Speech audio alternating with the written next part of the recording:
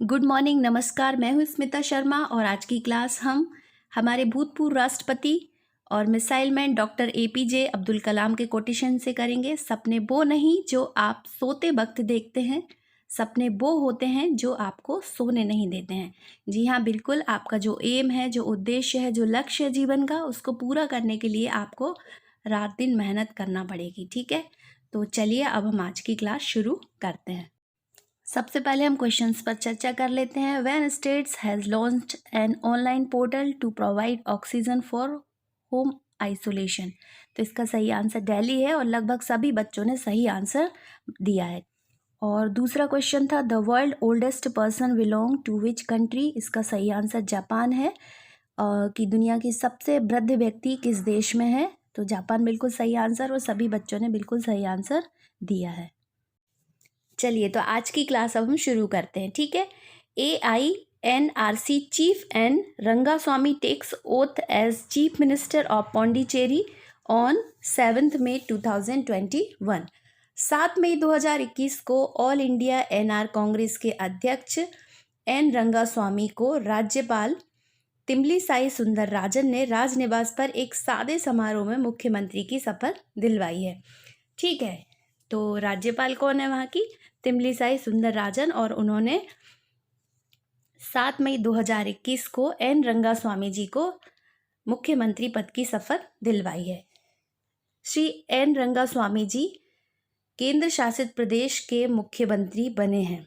ठीक है, पुदुचेरी के मुख्यमंत्री बने हैं। वह 3 बार पहले भी मुख्यमंत्री बन चुके हैं और चौथी बार फिर से पुदुचेरी के मुख्यमंत्री बने हैं। ठीक है, वो पहली बार 1991 से 1996 तक बने, उसके बाद 2001 से 2006 तक के बीच में बने और फिर 2011 से 2016 के बीच में CM रहे हैं और अब 2021 में वो चौथी बार CM बने हैं।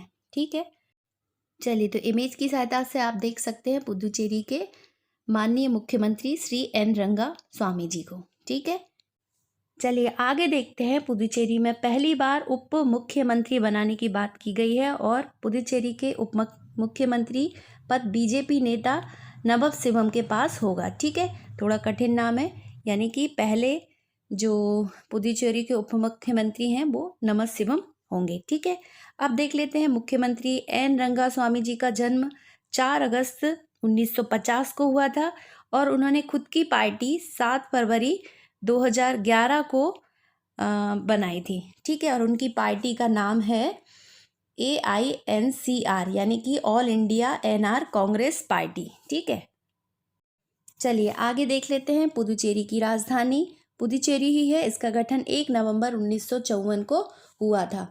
ठीक है, और इसमें 4 जिले सम्मिलित हैं: माहे, यनाम, पुदुचेरी और कडाईकल। ठीक है, पुदुचेरी का अर्थ स्थानीय भाषा में होता है नया गांव। यह नाम पुदुचेरी और कडाईकल बंगाल की खाड़ी में स्थित है। मैप की सहायता से आप समझ सकते हैं। और माहे जो है वो अरब सागर में स्थित है। ठीक है, अब हम देख लेते हैं। पुदुचेरी में विधानसभा सीटों की संख्या 30+3 है और यह एक ऐसा केंद्र शासित प्रदेश है जो कि 3 राज्यों में फैला हुआ है। अब मैप की सहायता से आप मुझे कमेंट्स बॉक्स में आंसर लिख के बताइए कि पुदुचेरी किन 3 राज्यों में फैला हुआ है। चलिए अब आगे बढ़ते हैं। MK Stalin takes oath as Tamil Nadu chief minister. The DMK chief MK Stalin has been sworn in as the chief minister of Tamil Nadu on May 7, 2021 at Raj Bhavan in Chennai. Governor Banwarilal Purohit administered the oath taken ceremony. DMK प्रमुख MK यानी मुथुअल करुणानिधि जी Stalin ने शुक्रवार दिनांक 7 मई 2021 को मुख्यमंत्री के तौर पर शपथ ली थी। DMK का फुल फॉर्म होता है द्रविड़ मुनेत्र कड़गम, उनकी पार्टी का नाम है ये। और श्री MK स्टालिन जो हैं वो DMK पार्टी के अध्यक्ष भी हैं। राज्यपाल श्री बनवारी लाल पुरोहित जी ने श्री स्टालिन जी को राजभवन में आयोजित साधारण समारोह में पद और गोपनीयता की शपथ दिलवाई। चलिए, तो अब देख लेते हैं। इस इमेज में जो है वो तमिलनाडु के वर्तमान मुख्यमंत्री MK स्टालिन जी हैं। आगे चलते हैं। तमिलनाडु में विधानसभा सीटों की संख्या 235 है और 234 का निर्वाचन होता है और 1 आंग्ल भारतीय की होती है। तमिलनाडु के मुख्यमंत्री माननीय श्री M.K. स्टालिन जी का जन्म 1 मार्च 1953 को हुआ था और तमिलनाडु का गठन 1 नवंबर 1956 को हुआ था और तमिलनाडु की राजधानी चेन्नई है। आगे बढ़ते हैं। Indian army established covid management cell to coordinates assistance to civil authorities. भारतीय सेना ने स्टाफिंग ऑफ लॉजिस्टिक सपोर्ट के कई पहलुओं को समन्वित करने के लिए महानिदेशक रैंक के अधिकारियों के तहत एक कोविड मैनेजमेंट सेल की स्थापना की है और इस सेल के अनुसार पूरे देश भर में फैल रहे कोरोना वायरस कोविड-19 के मामलों को कंट्रोल करने की कोशिश की जा रही है। 7th May World Athletics Day 2021. Every year May 7 celebrated as World Athletics Day by the International Association of Athletics Federation IAAF। कभी कभी ज़रूरत होती है तो 7th May के आगे पीछे भी डेट कर दी जाती है इमरजेंसी में। जनरली ये वर्ल्ड एथलेटिक्स डे जो है वो 7th May को ही सेलिब्रेट किया जाता है। ठीक है। The IAAF aim to awareness the participations of youngsters in athletics and spread awareness about the important fitness. IAAF यानी कि international association of athletics federation का जो उद्देश्य है, एम जो है वो यंगस्टर्स जो नई उम्र के युवा लोग हैं उनको खेल के प्रति जागरूक करना है।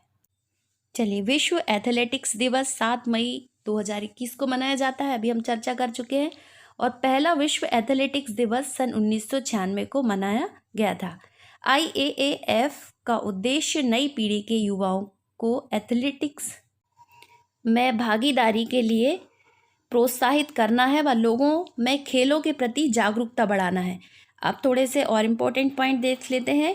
IAAF का मुख्यालय मोनाको में स्थित है और इसकी स्थापना सन 1912 में स्वीडन में हुई थी। ठीक है। चलिए, अब लास्ट पॉइंट है Laureus world sports award 2021। Laureus world sports award यानी पुरस्कार 2021। Rafael Nadal win the sports man of the year. ये जो अवार्ड है लॉरेस विश्व खेल पुरस्कार का, वो राफेल नडाल ने जीता है। ठीक है। इमेज की सहायता से आप देख सकते हैं कि राफेल नडाल कौन है। अब आपको मुझे एक क्वेश्चन का आंसर बताना है कि राफेल नडाल जो हैं वो किस खेल के प्लेयर थे। ठीक है। तो 2 क्वेश्चन हो गए हैं, आप अच्छे से तैयार करके इसके आंसर मुझे कमेंट्स बॉक्स में भेजिएगा। तो आज के लिए इतना ही काफ़ी है।